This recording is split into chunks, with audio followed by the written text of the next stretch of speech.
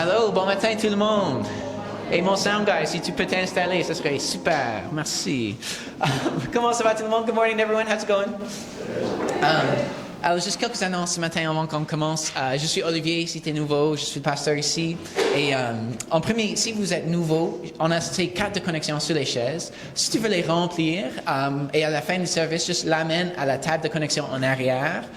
Simplement, on veut te donner un petit cadeau pour être ici, pour être notre bienvenu, pour être notre invité ce matin. Et on veut te connaître. Vraiment, l'Église est une famille qui aide les uns les autres à suivre Jésus. Alors, on veut aussi t'aider dans ton parcours avec Jésus, de le mieux connaître et de t'inviter de faire partie de notre famille. So, c'est ça l'idée de la carte de connexion. So, if you're new this morning, my name's Oliver. I'm the pastor here, and we invite you to fill out this connection card. They're on the chairs there. Take it to the connection table at the end of the service. And basically, what we'd like to do is give you a gift, just to thank you for being here this morning, and then help you in any way to follow Jesus, to explore Jesus. What the church is a family of people helping each other follow Jesus together. And so we would love to walk with you on your journey of discovering Jesus. On a quelques annonces ce matin.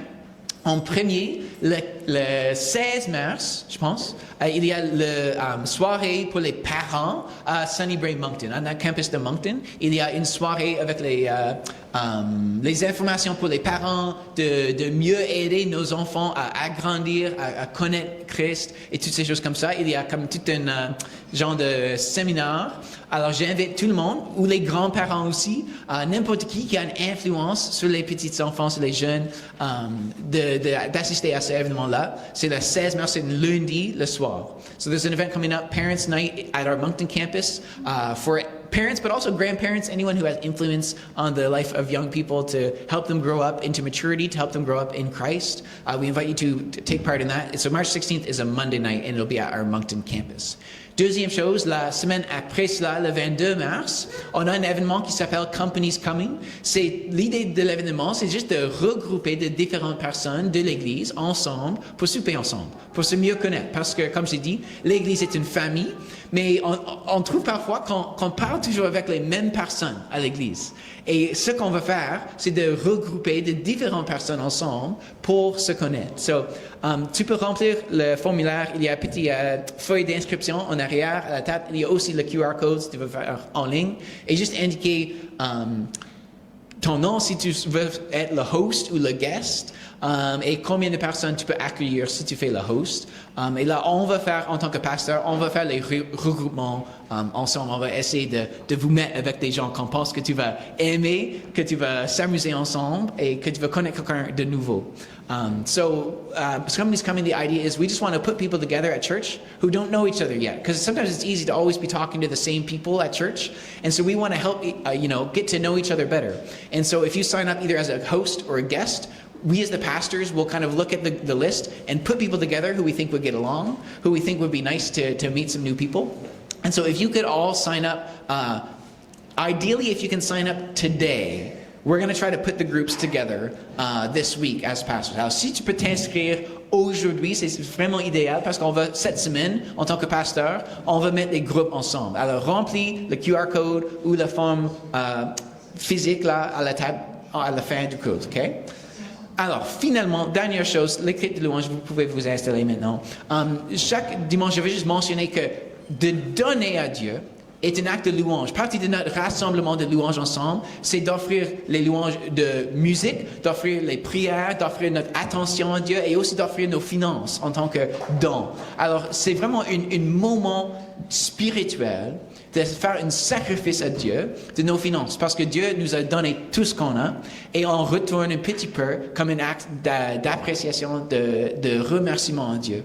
Alors, je vous invite soit de donner par le e-transfer, ou si tu veux donner cash ou les chèques, il y a une boîte d'offrande en arrière. Et surtout si tu es partie de l'Église, si tu es nouveau, si tu explores Jésus, il n'y a aucune pression de donner. Mais vraiment, pour ceux qui font partie de l'Église, c'est une façon qu'on contribue ensemble pour la mission de Dieu, qu'il accomplisse sa volonté dans notre ville, qu'on peut faire des événements pour toucher la ville avec l'amour de Jésus. Ça prend de l'argent parfois. Alors, on met notre argent, nos ressources ensemble pour ces types d'œuvres et d'initiatives. So I encourage you this morning to remember that giving is an act of worship. It's a way to sacrifice something to God, to say thank you for all the things you've given me, all the ways you've blessed me, and now I want to return part of my finances as an act of worship. And I encourage you, if you're not part of our church, there's no pressure to give at all. But for those of us who are part of the church together, we put our resources together to accomplish God's purposes in the city, to put on events and to put on, to rent this building, to be here a light in the city of Dieppe, to touch other people with God's love. And so I encourage you, if you are part of the church, to think about how you might offer God a sacrifice of worship this morning through giving. You can give online with e-transfer or in the offering box at the back. Alors, c'est toutes les annonces pour ce matin. Je vous invite de vous lever. I encourage you to stand up. Ce matin, on va chanter ensemble. So good morning, we're going to sing together. Je tenais ce temps à donner à Dieu pour chanter pour la louange. Je t'encourage pour utiliser ce temps à réfléchir, prier et chanter. So we're just going to take this time. I encourage you to use this time wisely to reflect on the words, to pray, to just sing and talk to God.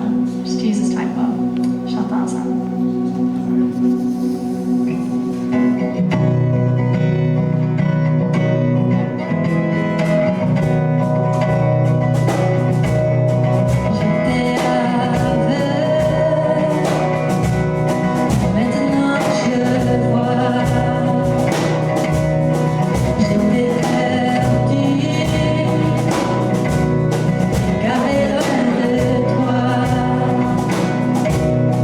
Tu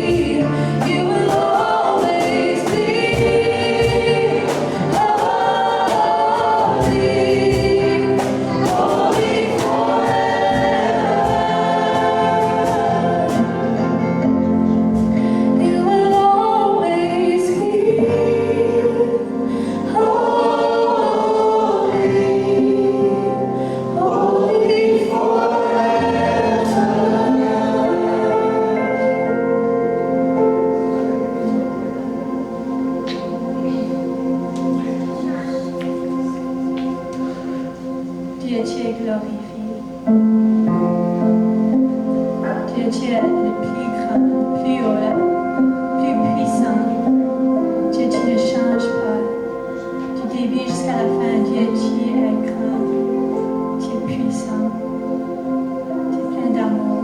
Merci, Dieu, qu'on peut te savoir.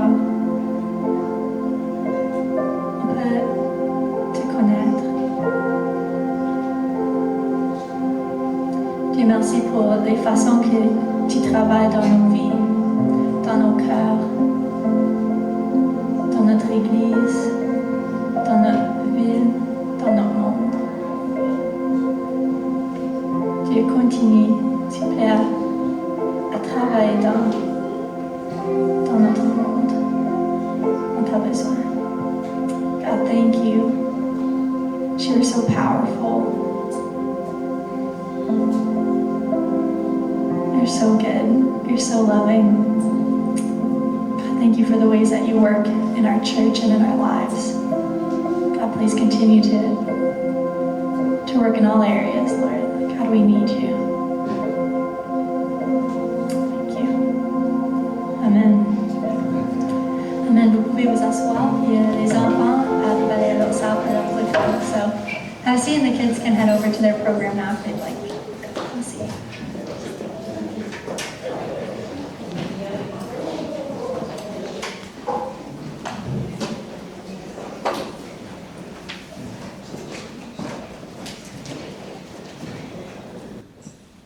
Bon matin.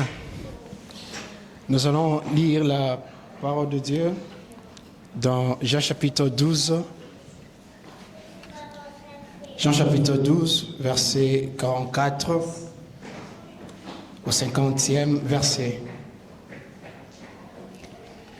Jésus déclara à haute voix, « Si quelqu'un met sa confiance en moi, ce n'est pas en moi seulement qu'il croit, mais encore en celui qui m'a envoyé. C'est pour être la lumière que je suis venu dans le monde, afin que tout le monde qui croit en moi ne demeure pas dans les ténèbres. Si quelqu'un entend ce que je dis, mais ne le met pas en pratique, ce n'est pas moi qui les jugerai, car je ne suis pas venu pour juger le monde, mais pour le sauver.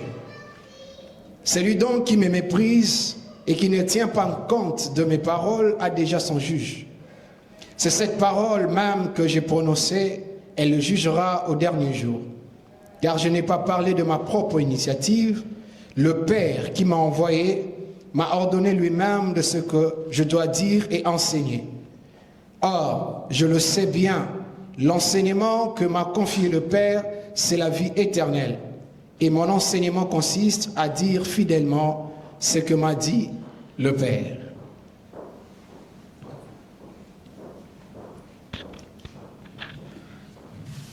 Reading from the NIV version. Then Jesus cried out, "When a man believes in me, he does not believe in me only, but in the one who sent me. When he looks at me, he sees the one who sent me. I have come into the world as a light, so that no one who believes in me should stay in darkness. As for the person who hears my words but does not keep them, I do not judge him. For I did not come to judge the world, but to save it. There is a judge for the one who rejects me and does not accept my words. That very word which I spoke will condemn him at the last day. For I did not speak of my own accord, but the Father who sent me commanded me what to say and how to say it. I know that his command leads to eternal life. So whatever I say is just what the Father has told me to say." May God add his reading, blessing to the reading of his word.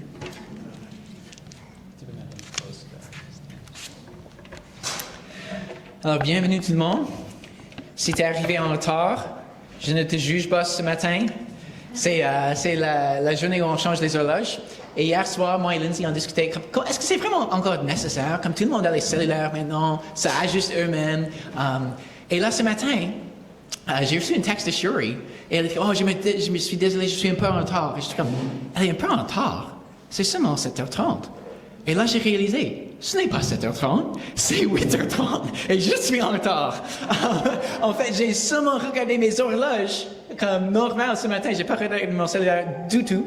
Et oui, alors évidemment, on a encore besoin les rappels de changer nos horloges hier soir. Mais alors, j'étais en retard aussi ce matin. Mais si tu étais en retard, je suis Olivier, je suis le pasteur ici.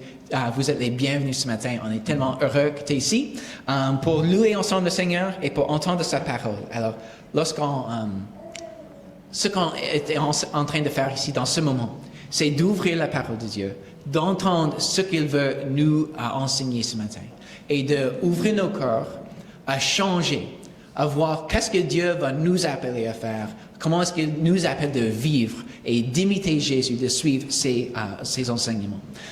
If you are not a French speaker, I'm going to be preaching in French, but you can access a translation either in English or Spanish by scanning the QR code, and that should give you an AI-generated, pretty good translation of what I'll be saying this morning. So I encourage you to use that if it would be helpful to you.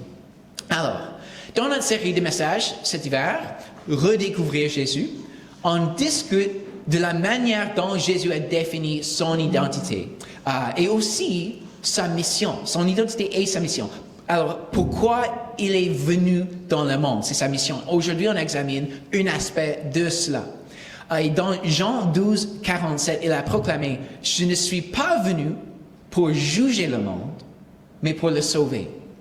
Je ne suis pas venu ce matin pour vous juger d'être en retard, mais la semaine prochaine de vous sauver d'être en retard. » Les gens adoptent souvent, je trouve, soit l'une ou l'autre conception de Dieu à propos de le jugement. Soit ils le conçoivent comme un juge méchant et dur, sans miséricorde, ou ils réagissent à cette conception de Dieu et adoptent une vision d'un Dieu sans aucun jugement, qui ne punit jamais le mal et l'injustice du monde, que personne ne serait finalement sous le jugement de Dieu. Et je propose que dans notre texte ce matin, Jésus confronte ces deux conceptions. Ni l'un ni l'autre n'est complètement correct.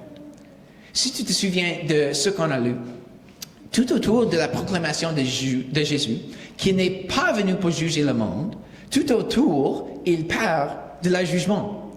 En versets 47 et 49, il dit ceci. « Si quelqu'un entend ce que je dis, mais ne le met pas en pratique, ce n'est pas moi qui le jugerai, car je ne suis pas venu pour juger le monde, mais pour le sauver.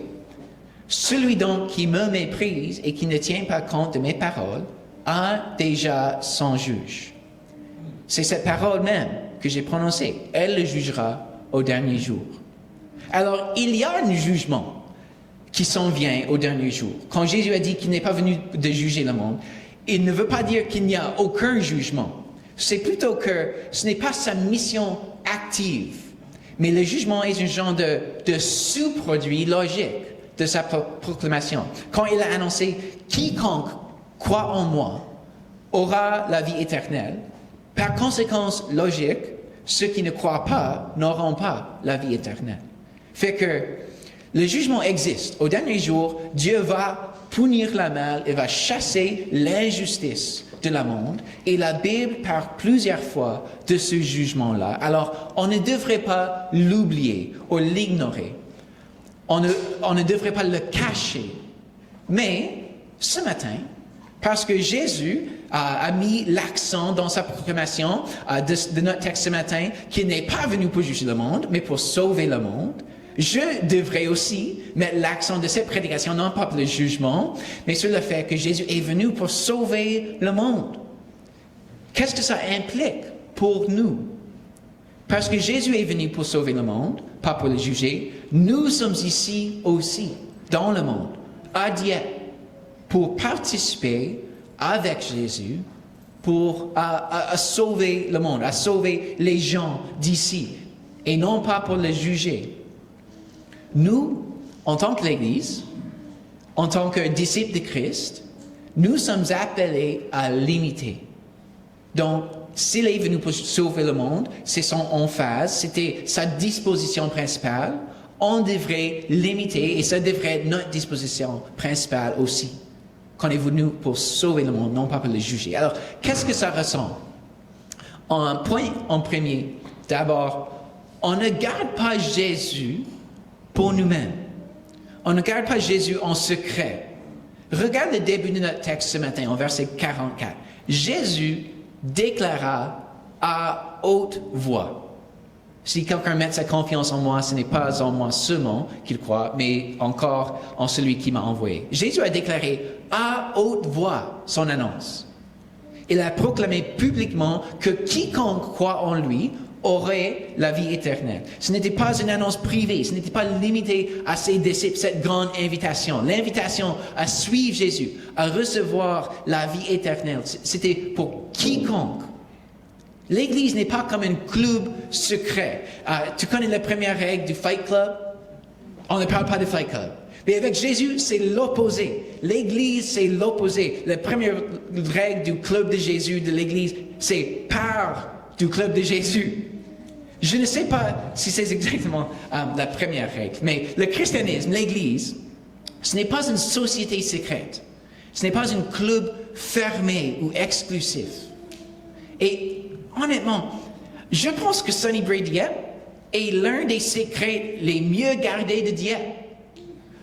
J'adore notre Église. J'adore la communauté fraternelle, nos moments de louange, vous tous, comme famille.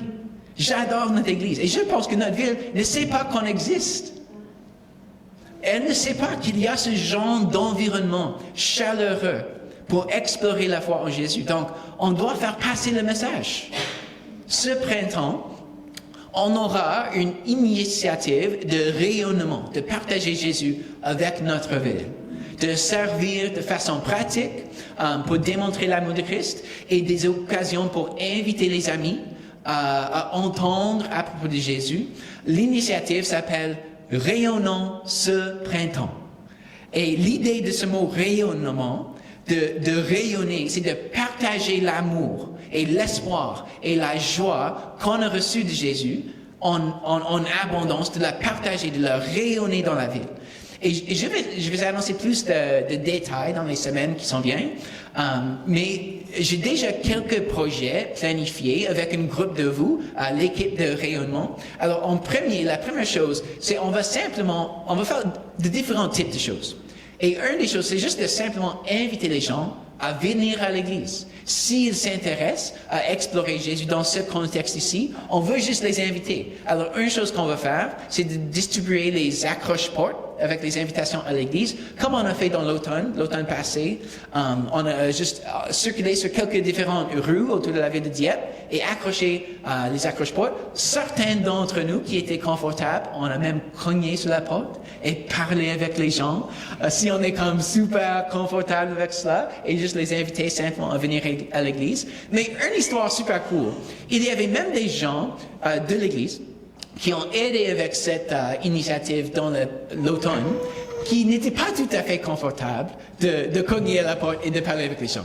Alors, ils ont juste laissé l'accroche-porte, ils ont continué, et je pense que ça, c'est super. Et super intéressant, c'est que une famille de notre Église est ici à cause de ces personnes-là. Dieu seul et Béatrice, quand ils sont rentrés cet après-midi-là, ils n'ont pas parlé à personne, mais ils ont vu l'accroche-porte. Ils ont dit, une nouvelle église commence à dire, j'aimerais assister, j'aimerais comme checker qu'est-ce qu'ils font. Alors, même quelqu'un, je ne sais pas c'était qui, soit Chelsea ou Charles, je ne sais pas, mais un de vous probablement, qui n'était pas confortable de parler avec tout le monde et faire l'évangélisation sur les rues, mais ils ont juste fait une part fidèle d'accrocher une invitation à l'église sur la porte de quelqu'un, et maintenant toute une famille est partie de notre église à cause de ce petit pas de fidélité. Je trouve ça comme émerveillant. Je trouve ça tellement belle. Alors, on va faire ça encore juste avant le Pâques pour inviter les gens de venir célébrer le Pâques avec nous. Alors, le 29 mars, c'est le dimanche, juste après le culte. On va se rassembler et on va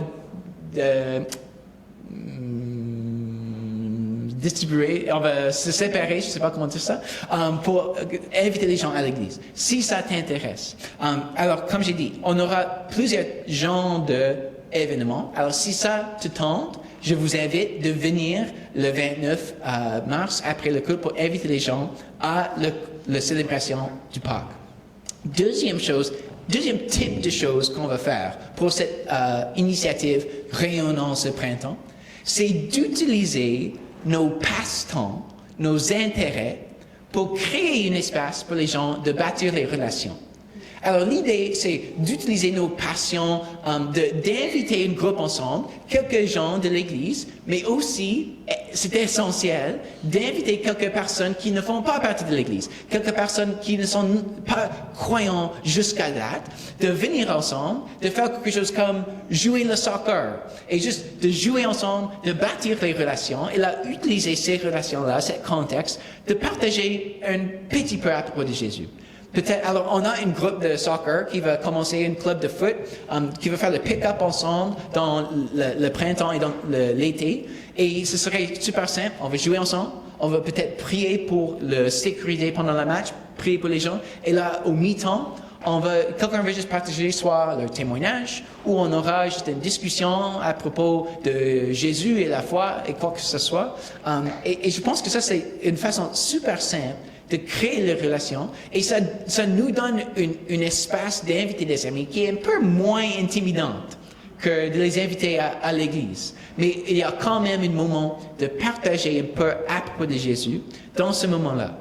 Alors, on va faire les choses comme le soccer, mais avez-vous d'autres passe-temps ou les intérêts, les passions que tu pourrais utiliser comme ça? Comme on discute peut-être une soirée de musique où les gens qui sont musiciens peuvent venir ensemble et jouer la musique ensemble, et juste quelqu'un va partager quelque chose à propos de Jésus. As-tu une passe-temps comme cela? Est-ce que tu es passionné par, je ne sais pas, le sourdough ou quelque chose comme ça, et tu peux comme rassembler tout un groupe de personnes ensemble, et tu peux comme faire le sourdough et attendre comme 24 heures pour que ça pousse, je ne sais pas. Ou peut-être tu peux faire comme une Martha Stewart vidéo où tu vas comme, OK, maintenant j'ai préparé ça d'avance, alors c'est prêt à ce point, je ne sais pas. Mais peu importe tes intérêts, tes passions, tu peux les utiliser pour trouver d'autres personnes qui s'intéressent à la même chose, et de rassembler un groupe, de s'amuser ensemble, et de bâtir une relation, et puis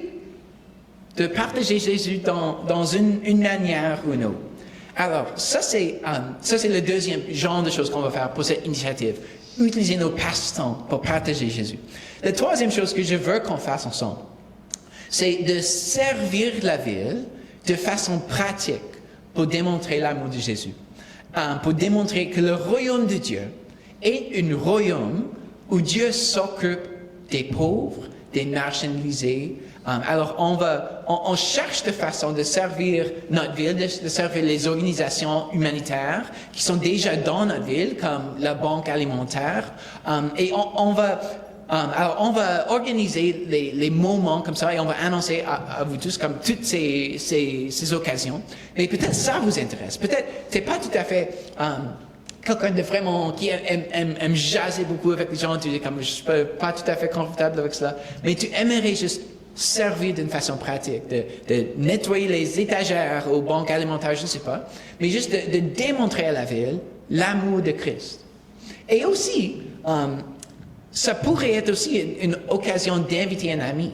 Souvent, quand Dieu travaille sur les cœurs des gens, il leur donne le désir de servir les autres. Quand Dieu prépare le cœur de quelqu'un, ils sont souvent comme, je ne suis pas tout à fait prêt de venir à l'église, mais d'aller aux banques alimentaires et servir, oui, j'aimerais faire ça.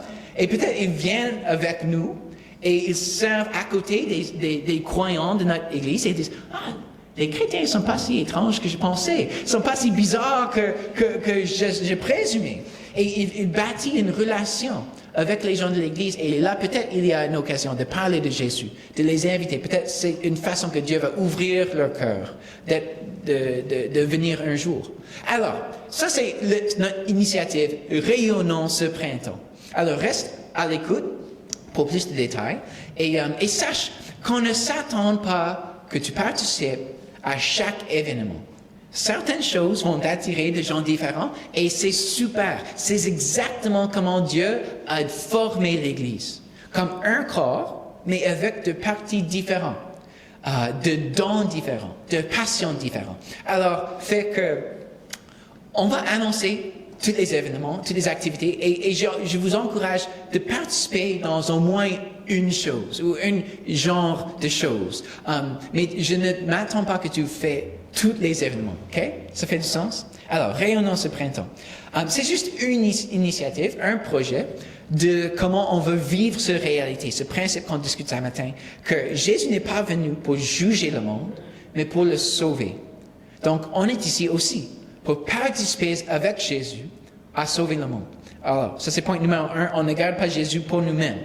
Mais qu'est-ce que ça implique que Jésus n'est pas venu pour juger, mais pour sauver? Deuxième point, on ne préjuge pas qui va répondre à Jésus. Qu'est-ce que ça veut dire que Jésus n'est pas venu pour juger le monde? Alors, qu'est-ce qu'un rôle d'un juge? Souvent, les gens disent quelque chose comme « Ne me juge pas » ou comme « Seul Dieu peut me juger », right? Mais d'habitude, ils disent ce genre de choses quand quelqu'un les confronte sur le fait qu'ils ne font pas, ils font quelque chose qui n'est pas bon.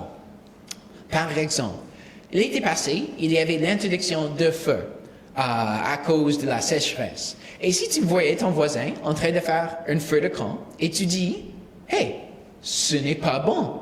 1, c'est contre la loi et tu risques une amende. Il y a des conséquences pour violer la loi. Et 2, ce n'est pas bon parce que tu pourrais commencer un feu de forêt qui met en danger notre communauté. » S'il disait « Hey, ne juge pas, seul Dieu peut me juger. Jésus a dit de ne pas juger. » Est-ce que toi, en réalité, agis comme juge? Qu'est-ce que le rôle d'un juge? Est-ce que c'est d'expliquer la loi? Est-ce que c'est d'expliquer, hey, c'est contre la loi et tu risques une amende? Non, ça, c'est pas vraiment le rôle d'un juge, right? Le rôle d'un juge est de déterminer si quelqu'un est coupable et puis d'annoncer la peine de ses crimes. Fait que souvent, quand les gens disent « ne me juge pas », ils n'ont pas vraiment en tête le rôle d'un juge. Alors, comment est-ce que ça clarifie ce que Jésus voulait dire quand il a dit qu'il n'est pas venu pour juger le monde? Ce n'est pas que Jésus n'a jamais expliqué la loi de Dieu. Ce n'est pas que Jésus n'a jamais confronté les gens à propos des choses mauvaises qu'il faisait. Non, en fait, Jésus a fait ça souvent. Il n'est pas venu pour juger. De juger le monde, c'est de prononcer si quelqu'un est coupable, s'ils vont recevoir la punition pour ses crimes. Et puis aussi, le rôle du juge, c'est d'infliger la peine des crimes. Ce que Jésus voulait dire, qu'il n'est pas venu pour, dans son premier avènement, pour juger le monde, il n'est pas venu pour prononcer qui est sous le jugement de Dieu. Tu es invité au royaume de Dieu ou tu es exclu. Ce n'est pas ce que Jésus disait. Il disait, quiconque vient à moi, quiconque croit en moi, pourrait être sauvé, pourrait avoir la vie éternelle. Et aussi, Jésus n'est pas venu pour infliger les punitions pour les péchés. En fait, il a pris la punition qu'on mérite sur lui-même. Sur la croix, il a reçu la peine de nos péchés, la mort. Et donc, ça c'est ce qu'il voulait dire par « il n'est pas venu pour juger le monde ». Alors, l'implication pour nous, ce n'est pas qu'on ne devrait jamais confronter les choses mauvaises dans la vie de ceux qu'on aime.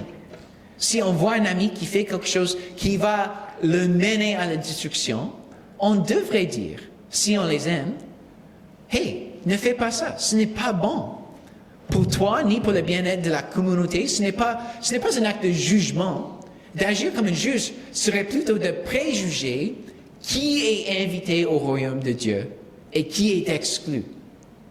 On ne devrait pas regarder les gens et si on voit leurs péchés, et ça a l'air comme des péchés graves, on ne présume pas, oh non, je ne vais pas les inviter parce que je pense qu'ils sont exclus du royaume de Dieu. Non, quiconque vient à Jésus sera pardonné. Quiconque croit en Jésus aura la vie éternelle. Alors on invite tout le monde. On ne préjuge pas nos amis pensant, oh, ils sont ouverts à Jésus, ils sont comme de bonnes personnes, je vais les inviter. Non, Jésus n'est pas venu pour les bonnes personnes, il est venu pour quiconque. Il est venu pour appeler les pécheurs à se repentir et à changer leur vie et à recevoir la grâce de Dieu.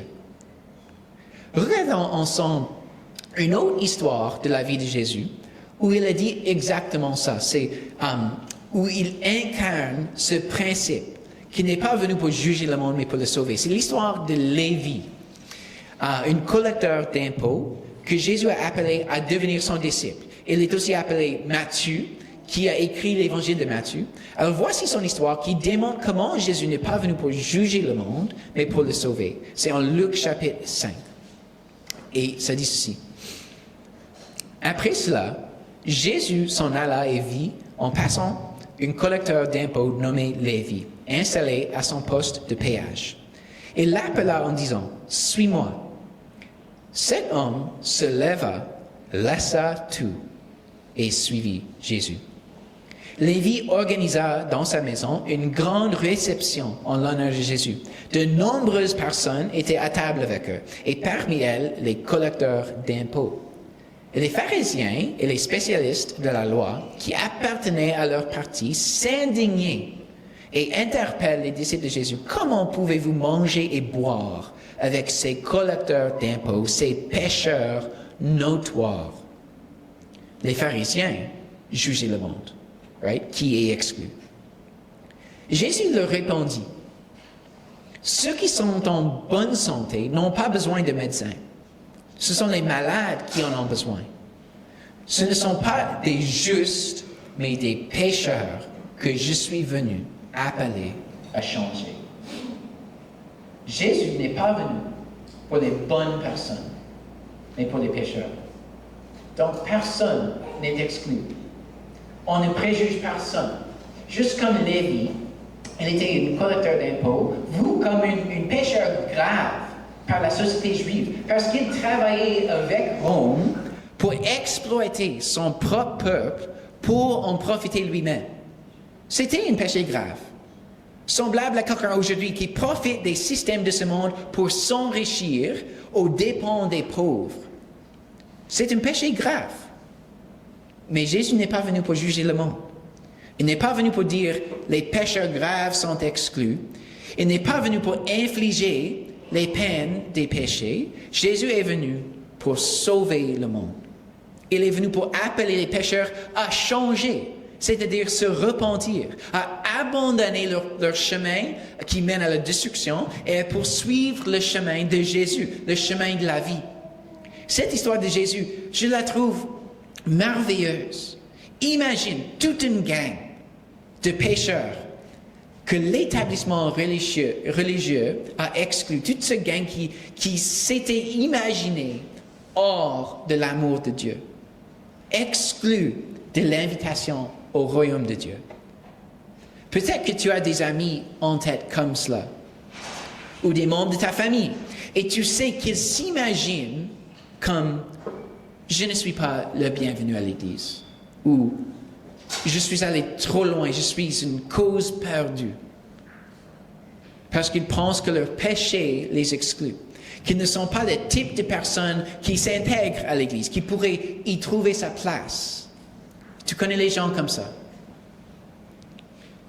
Il faut qu'ils sachent que Jésus n'est pas venu pour les juger. Il n'est pas venu pour juger le monde, mais pour le sauver. Il faut qu'ils sachent que Jésus n'est pas venu juste pour les justes, mais pour appeler les pécheurs à changer, à le suivre. Donc, il faut qu'on les explique, qu'on les leur explique.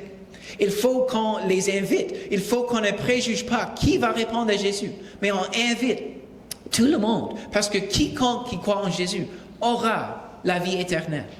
Comme dans cette histoire de Lévi et tous ses amis, les pécheurs graves. Est-ce que nos vies ressemblent à cette histoire?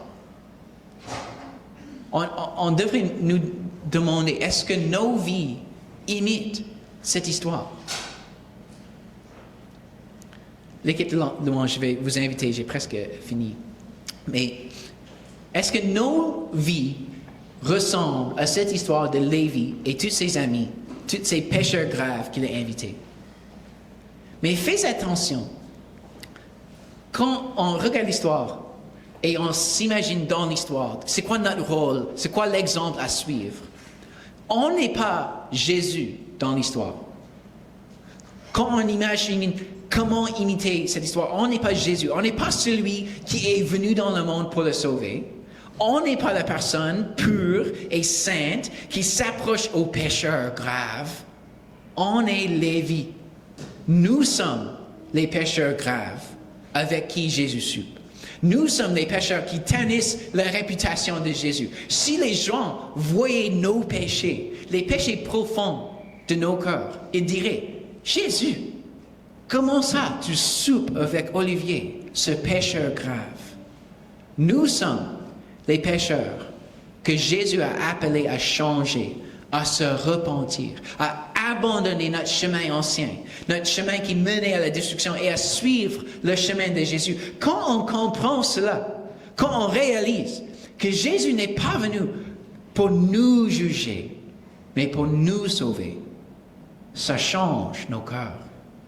Ça change notre motivation, ça nous donne la motivation d'inviter les amis, les autres, juste comme Lévi, venez souper avec Jésus, cet homme incroyable qui m'a accepté peu importe mes péchés. Venez souper avec ce prophète qui m'a appelé à le suivre peu importe mon passé. Venez souper avec lui, le Fils de Dieu, Dieu incarné, l'agneau qui a enlevé le péché du monde, qui a enlevé le péché de mon cœur. Venez à Jésus. Quiconque qui vient, quiconque qui croit en lui, aura la vie éternelle. Parce qu'il n'est pas venu pour les justes, mais pour appeler les pécheurs. Il n'est pas venu pour juger le monde, mais pour le sauver. Alors je t'invite, si tu n'es pas déjà venu à Christ, si jusqu'à présent tu n'as pas accepté son invitation à changer, à te repentir, à abandonner ton chemin ancien, à le suivre, mais ce matin, tu es prêt. Si tu n'as pas déjà accepté son invitation à souper avec lui, fais-le en ce moment. Je t'invite à la table, au repas du Seigneur, à manger le pain et le vin qui symbolisent le corps et le sang de Christ, qui symbolisent le fait qu'il est mort pour nous, qu'il n'est pas venu pour juger, pour infliger la punition pour les péchés. En fait, il a reçu lui-même la punition que nos péchés méritaient sur la croix. Et c'est à cause de sa mort sur la croix que nous pouvons, en tant que pécheurs graves, que nous pouvons souper ensemble avec Jésus, ici à sa table. Alors, si tu acceptes son invitation, si c'est pour la première fois ce matin, ou si c'est de te rappeler pour la 100e fois que tu es pécheur pour qui Jésus est mort, pour qui il est venu pour sauver, là, confesse tes péchés et viens à la table, reçois le symbole d'accepter son pardon et de recevoir sa vie. Prions ensemble. Jésus, on te remercie ce matin que tu es venu pas pour juger le monde, mais pour le sauver. Que tu es venu pas pour nous juger, mais pour nous sauver. Que tu nous invites, peu importe notre passé, peu importe nos péchés, à recevoir ta grâce, à recevoir ta vie éternelle. Et Seigneur, je prie ce matin que s'il y a les gens qui sont prêts ce matin à recevoir ta vie, recevoir ton pardon, à abandonner leur péché et abandonner leur chemin, que tu remplis leur cœur avec ton amour, que tu révèles à eux ton amour, ton acceptation, ton invitation, que tu révèles à eux comment tu veux juste les prendre dans tes bras et les rassurer de ton amour. Et Seigneur, pour nous tous qui ont accepté ton pardon il y a peut-être des années, il y a des mois, il y a des semaines, que tu nous rappelles de ton amour, que tu nous rappelles de ta grâce, que tu nous rappelles de la gravité de nos péchés, mais la radicale amour de ton pardon. Et Jésus, je prie que nous soyons, en tant que disciples de Christ, que nous soyons juste comme Lévi, qui a invité tous ses amis, peu importe leur passé, peu importe leur péché, à venir et expérimenter Jésus, à souper avec Jésus, à découvrir Jésus. Et Seigneur, que les gens, à travers notre Église, découvrent ton amour radical. Dans ton nom, je prie. Amen. Alors, venez maintenant et recevoir la symbole de la Sainte Seine. Au milieu, il y aura le pain sans gluten et tout le vin, substance alcool. Et après que tu recevras les éléments, retourne à ta siège, prends-le lorsque tu es prêt, et là, chante, lève-toi et chante avec l'équipe.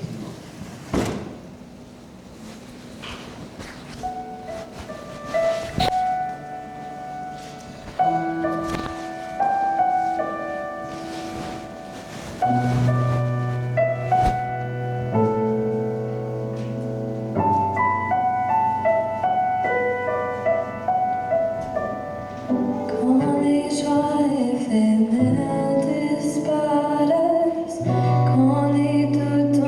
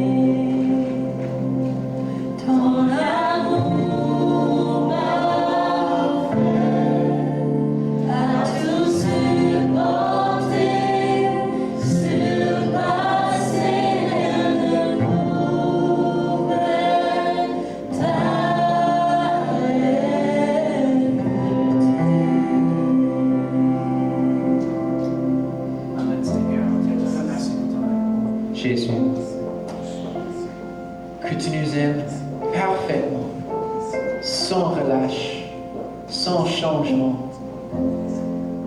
Peu importe notre passé et peu importe les péchés au présent, lorsqu'on est commis, que tu nous aimes parfaitement, que tu as tout pardonné, que tu as tout payé pour nous sur la croix, que tu n'es pas venu pour juger l'amour, que tu n'es pas pour nous juger non plus, mais pour nous sauver.